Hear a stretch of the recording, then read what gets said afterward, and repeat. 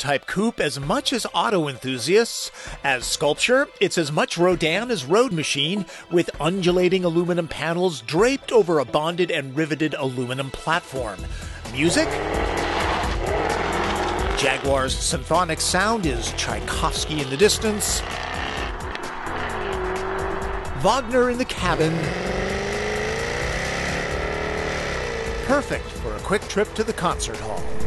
I'm Tom Volk with Driven for the New York Times, and right now, I really wish I had access to a racetrack. That's because the letter R signifies this one is a performance artist. F-Type can be had with a supercharged 3-liter V6 that pumps out either 340 or 380 horsepower. Then there's this. Send the children to the other room. The R's supercharged V8 can summon obscene power from its 5 liters.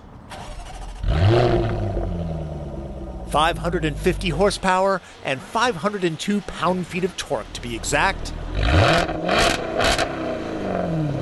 Sounds like snap, crackle, and pop all gargling nitroglycerin together. The 8-speed transmission comes with paddle shifters, of course.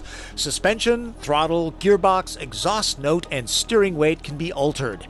F-Type R is rear drive for now. All-wheel drive will be standard in the spring of 2015.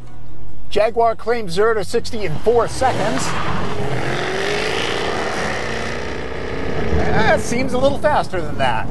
Top speed is 186 miles an hour due to an electronic leash. That means heroic binders are necessary. An extra 12 grand buys carbon ceramic brakes. The drawback to this kind of speed? It denies admirers the chance to swoon over the shape. F-Type does demand your attention. If you hit ruts in the road, you can really feel it through the steering wheel. This cat talks to drivers. There's lots of feedback. There's an electronic active differential and torque vectoring system. I suspect a Porsche 911 or Corvette will edge the F-Type out on a track. On civilian roads, it's tough to explore the lofty limits of the Jag.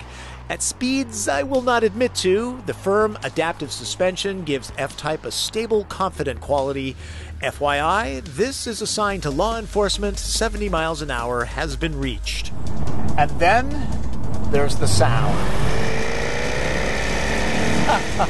That's worth at least $20,000. Oh yeah, price. A V6 F-Type Coupe starts at 65 grand. This top-shelf R model begins at 99.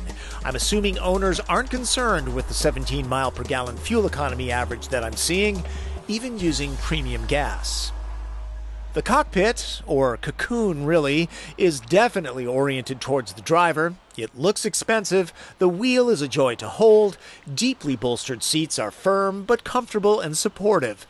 Not much room for stashing stuff. Buy a minivan if that's what you're looking for.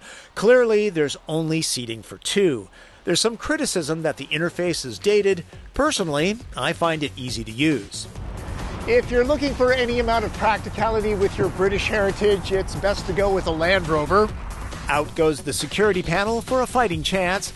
There's a smidge of space here, but in the end, no pun intended, the boot is on the smaller side at 3 packs of the 2-ply. But hey, that's enough room for a couple and their luggage for a road trip. They won't have to visit art museums. There's plenty for the eye to appreciate here. And leave the Beethoven out of the CD player. F-Type has its own soundtrack.